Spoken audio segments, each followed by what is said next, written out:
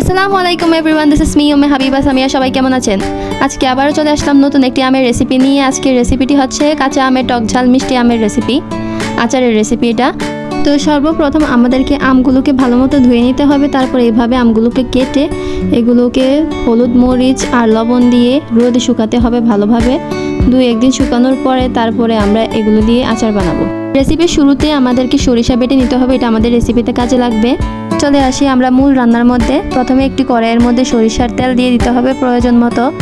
তারপরে এর মধ্যে আমরা রসুনের কোয়া দিয়ে দেবো, আস্ত রসুনের কোয়া। তারপরে এগুলোকে নাড়াচাড়া করব। নাড়াচাড়া করলে দেখা যাবে সরিষার তেলটা উপরে দিকে উঠে যাবে, এগুলোকে আবার কমিয়ে ফেলতে হবে। তারপরে রসুনের কোয়াগুলোকে অনেকক্ষণ ভাজার পরে আমরা যে আমগুলো শুকিয়েছিলাম তা আস্তে আস্তে করে দিয়ে দিতে হবে।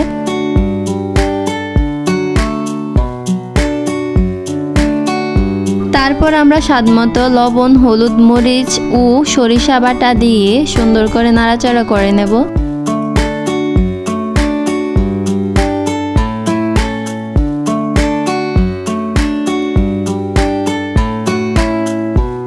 তারপর আমরা আমের চুলার আঁচ কমিয়ে দেব যাতে এটা আস্তে আস্তে হয়, এবং এর মধ্যে আমরা শেষে যে মশলাটা ইউজ করব তা তৈরি করে নেব। এখানে আমরা শুকনা মরিচ, ধনিয়া, পাঁচফোড়ন আর জিরা একটু টেলে নেব, তারপরে ফাঁকি করে নেব। তারপর এটা আমরা সবার লাস্টে ইউজ করব। এরপরে এর মধ্যে যখন আমটা হয়ে যাবে আমরা চিনি মিক্স করে দেব স্বাদ মতো। তারপর আমরা ভিনেগার অ্যাড করে নেব। এখানে আমি 300 ml ভিনেগারের প্রায় 250 ml ইউজ করেছে। ভিনেগার দিলে আচার দীর্ঘদিন ভালো থাকে এবং সংরক্ষণ করে রাখা যায়। এট দ্য লাস্ট আমরা যে ফাঁকি মশলাটা তৈরি করেছিলাম সেটা দিয়ে দেব এবং ভালোভাবে মিশিয়ে নেব।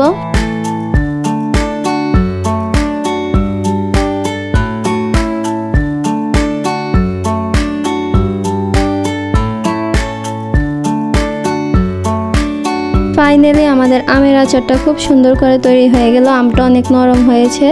তারপরে আম্মু চুলা বন্ধ করে আমটা ঠান্ডা হওয়ার জন্য রেখে দিল। তারপর আমরা আমটাকে ঠান্ডা করে কাচের বয়মে রেখে দিলাম এবং উপর দিয়ে সবগুলো তেল দিয়ে দেব। আরও প্রয়োজন হলে সরিষার তেলও দেওয়া যাবে। আপনারাও এভাবে সংরক্ষণ করে এই আচারটা অনেক দিন রেখে খেতে পারবেন। তো গাইস, যদি আমার আম্মুর এই রেসিপিটা আপনাদের ভালো লাগে অবশ্যই লাইক, কমেন্ট, শেয়ার করে দেবেন। আল্লাহ হাফেজ।